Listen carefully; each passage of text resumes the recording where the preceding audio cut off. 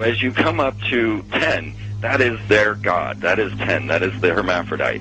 But if you stop at 9 and you skip to 11, skipping God, then you are a Luciferian. Because 11 is the number of the magician. It's the one step above. Once you have accomplished the tree of life, you are now the magician. You are one above 10. But they're doing it by skipping God. That's the symbolism of 9/11.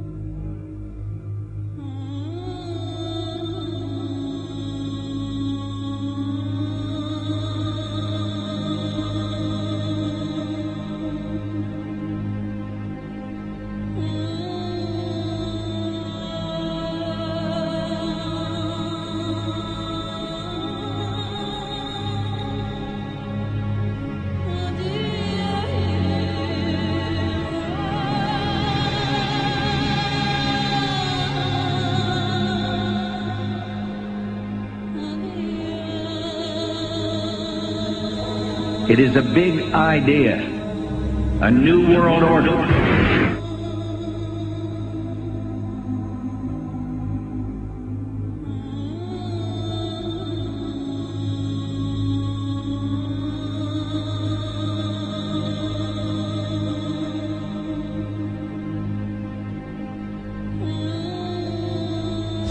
We were on assignment. We were supposed to kill 2 birds with 1 stone.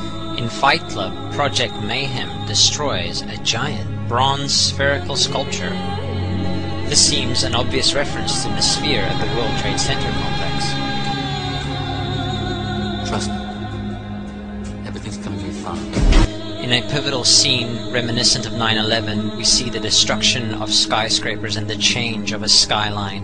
Second anniversary of the 9/11 attack on the World Trade Center, George Bush asked for an $87 billion increase in military spending.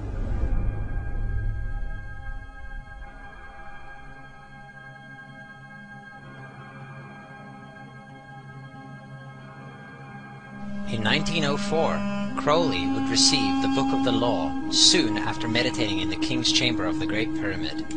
He claimed he had been contacted by a being called Aiwass. Crowley would also use this symbol in his work.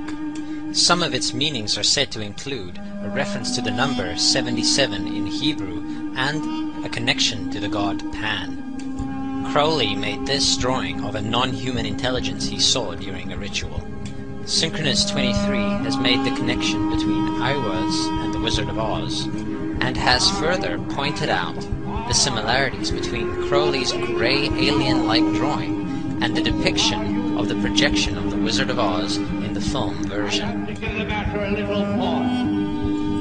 The much overlooked theory has been put forward on the internet that when we are looking at George W. Bush, we are actually seeing Aleister Crowley's grandson. I have suggested that this video footage of George W. Bush reading The Pet Goat, coinciding with the start of the 9/11 mega ritual, is in fact a dedication of the 9/11 mega ritual to the great god Pan by Aleister Crowley's grandson.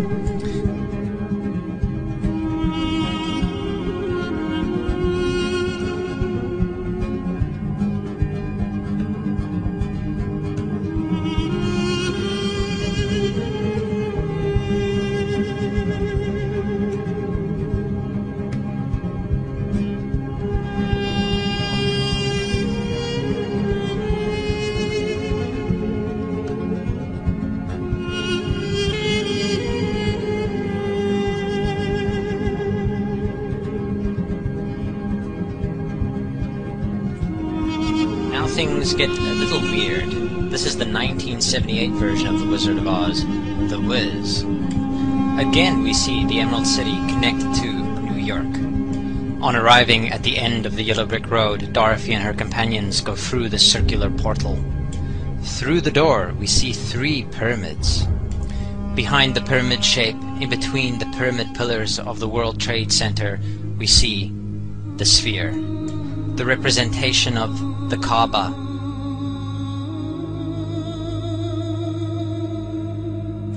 The inhabitants of Oz dance around the sphere in ritualistic fashion. Fashioned in giant letters over the dome of the sphere, we see the word Oz. Oz, symbols of Pan and Aiwass, seen smack at the heart, where the new Aeon was ushered in, and and where the Stargate was opened.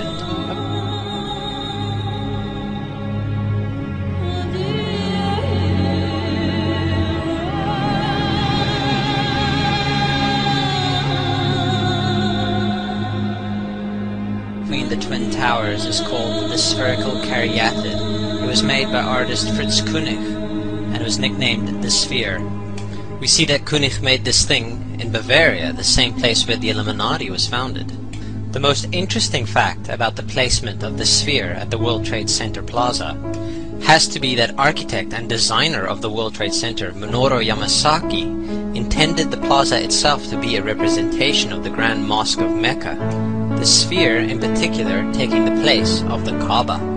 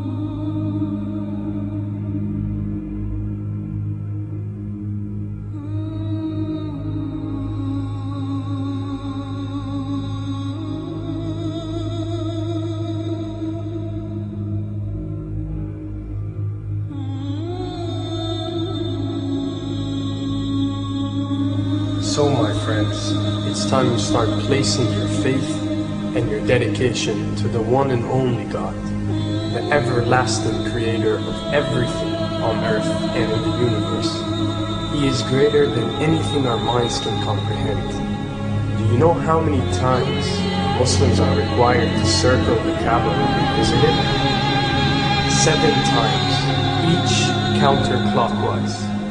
Would you like to know why? You see, what binds us as humans to this life and to this dimension and to this earth is the limits of time and space. We are bound to this dimension and this reality through time and space. Hence, if one wants to leave this dimension or leave this reality, he needs to break away from time and space. So when you visit the Kaaba and you rotate counterclockwise, what is this practice actually doing? It is literally helping you elevate your soul and elevating yourself to break away from time and space so you can touch something so unique and so beautiful and so powerful that it changes your life forever. And if you don't believe me, ask anyone who has visited the Kaaba how he or she felt or how their lives have changed ever since.